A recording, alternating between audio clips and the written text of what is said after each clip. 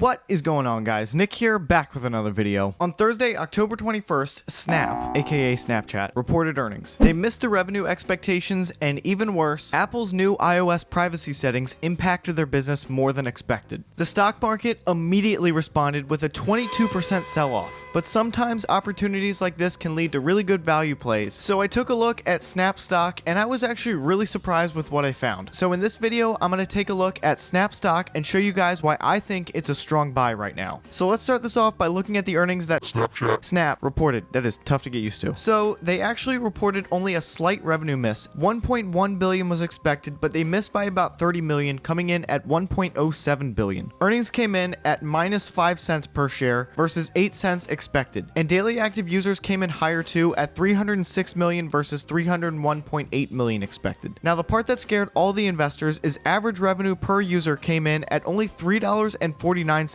versus $3.67 expected. Both Snap and Facebook have been warning for months that Apple's iOS 14.5 update, which requires apps to ask for permission before tracking users, was going to impact their business. As users opt out, it becomes harder for companies to find the exact users they expect to find their ads relevant, which decreases ad accuracy, reducing the return on investment digital ads provide. On top of this, Snap CFO Derek Anderson warned that supply chain issues and labor shortages also contributed to the miss. He said that companies have been less interested on spending money on ads as they face these issues, but in my opinion, I'm not really sure how much I buy that had a substantial impact. According to research by Sky, retail media ad spending jumped 45% compared with the same quarter in 2020, as well as paid search was up 32% and paid social was up 26%. Even the amount advertisers were paying for ads increased by about 20 to 30% depending on the category. They also didn't find any major changes in ad spending after iOS 14.5 was released. Now, for all the talk about Snapchat being dead, I was actually really surprised to find out that Snap is continuing to grow their daily active users, and a growing user base represents a larger and larger potential advertising pool. And in comparison to Facebook and Google, a younger pool, which for some advertisers could be really useful. Snapchat ads are shown in two major ways. First is through AR ads, which are sponsored lenses or filters. The second way is Snap ads, which come in a lot of different forms, but they're mostly similar to Instagram story ads. So while this is too small of a sample size to be significant, a Reddit post from about 2 years ago compared $150 spent on Facebook ads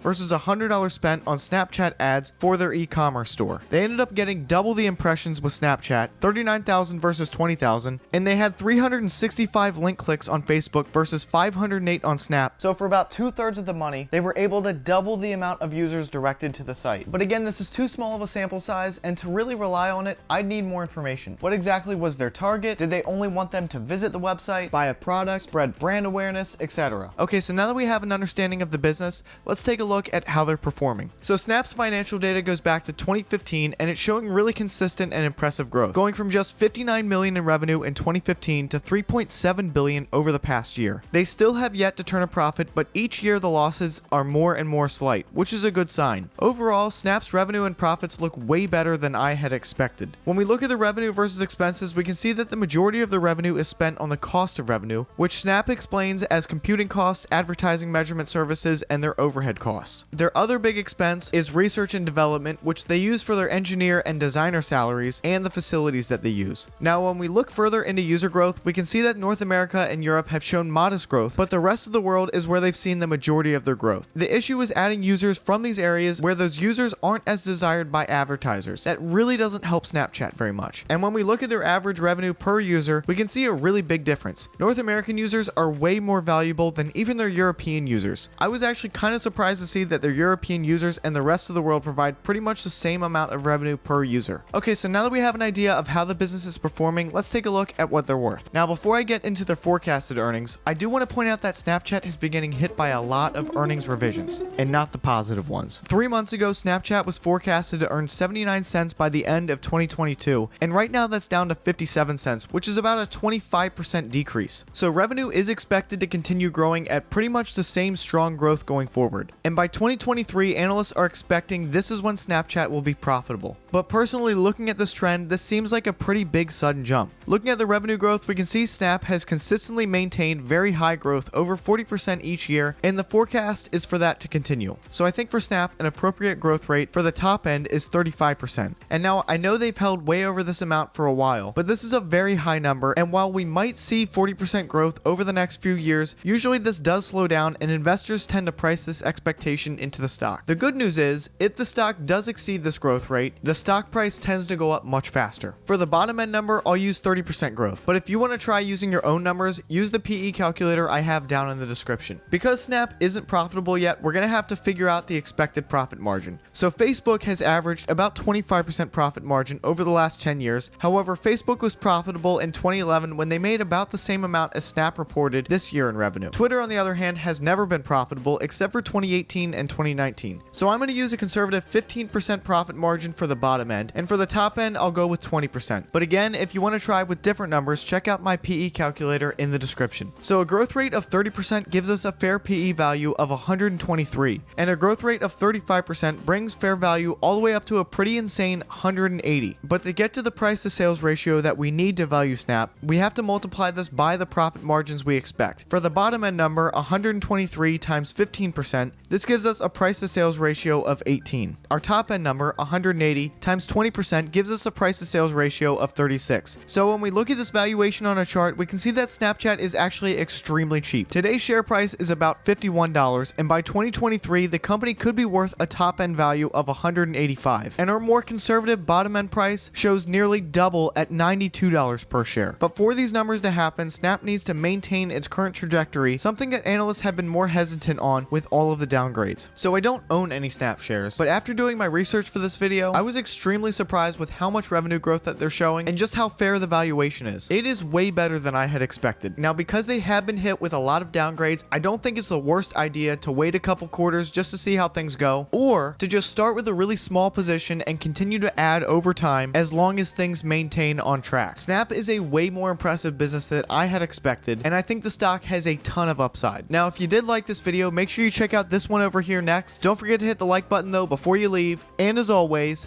thanks for watching.